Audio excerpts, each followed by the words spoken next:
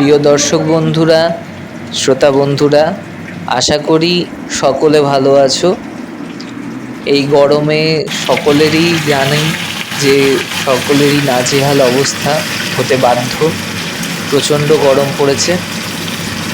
আমি আজকে যে রান্নার রেসিপিটা নিয়ে চলে এলাম তোমাদের সামনে, সেটা হচ্ছে এঁচোড় চিলি। একটা চটজলদি রান্না। যদি দুপুরবেলা কিছু ভাতের সঙ্গে রান্না করার ইচ্ছা না থাকে এই গরমে, তাহলে চটজলদি এটা বানিয়ে ফেলতে পারো। এটা বানিয়ে ফেলার জন্য তোমাদের প্রথমেই লাগবে এঁচোড়। ছোট ছোট করে কেটে প্রথমে সেদ্ধ করে জলটা ভালো করে ঝরিয়ে নেবে তোমরা। তারপর যেটা করবে, জল ঝরিয়ে নেওয়া সেদ্ধ এঁচোড়ের মধ্যে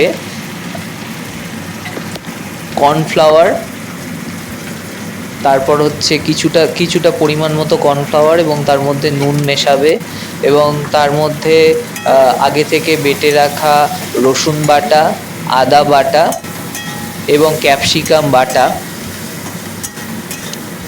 আর রেড চিলি সস ইউজ করতে পারো, দিতে পারো গ্রিন চিলি সস দিতে পারো।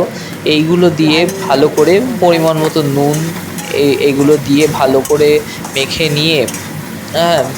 মেখে নিয়ে ম্যারিনেট করার জন্য ম্যারিনেট করবে। 15 মিনিট ধরে রেখে দেবে।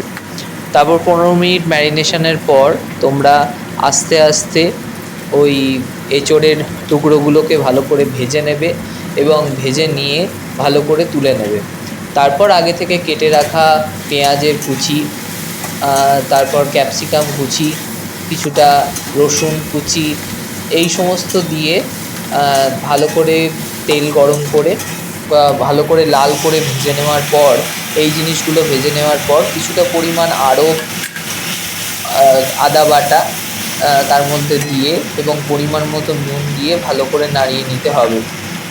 তারপর কি করবে, তারপর আস্তে আস্তে ওটা একটু লাল করে পেঁয়াজ বেটে নেওয়ার পর তারপর তুমি রেড চিলি পাউডার তার মধ্যে মিশিয়ে নিতে পারো, একটু লঙ্কার গুঁড়ো অথবা রেড চিলি পাউডার পরিমাণ মতো, যারা ঝাল যেরকম পছন্দ করো, এবং লঙ্কা, এমনি গোটা লঙ্কা ভালো করে দিয়ে ঝাল করার জন্য, অ্যাডজাস্ট করার জন্য এটা দিতে পারো।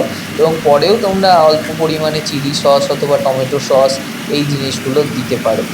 এগুলো দিয়ে ভালো করে একটা ব্লেন্ড তৈরি করে তুমি ভালো করে ওটার মধ্যে মিশিয়ে নেবে।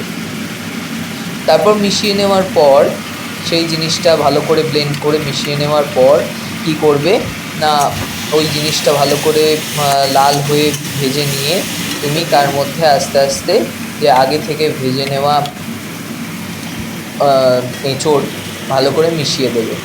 মিশিয়ে দিয়ে কিছুক্ষণ ভালো করে মিক্স করবার পর, মেশানোর পর ভালো করে যাতে সব জিনিসটা মিশে যায়, সব মিশে যাওয়ার পর তুমি কি করবে, আস্তে করে চাপা দিয়ে কিছুক্ষণ রেখে দিয়ে উঠিয়ে নিলেই তোমার এদিকে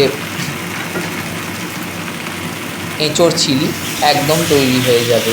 এবং লাস্টে তুমি কী করতে পারো, চাপা দিয়ে রাখার আগে যে সসটা তুমি যেই পাত্রে মাখিয়েছিলে সেই পাত্রেই ভালো করে জল মাখিয়ে সেই জল করবে এবং পরে কিছুটা পরিমাণ জল অ্যাড করবে এবং তাতে পরিমাণ মতো অল্প পরিমাণ নুন দিতে পারো। সেই দিয়ে অল্প পরিমাণ চিনিও এর সাথে অ্যাড করতে পারো,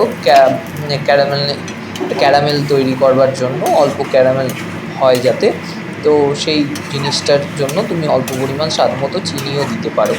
তো এইভাবেই তৈরি হয়ে যাবে তোমাদের চটজলদি 20-25 মিনিটের রান্না, একেবারে এঁচোড় চিলি। আশা করি বন্ধুরা ভালো লাগলো।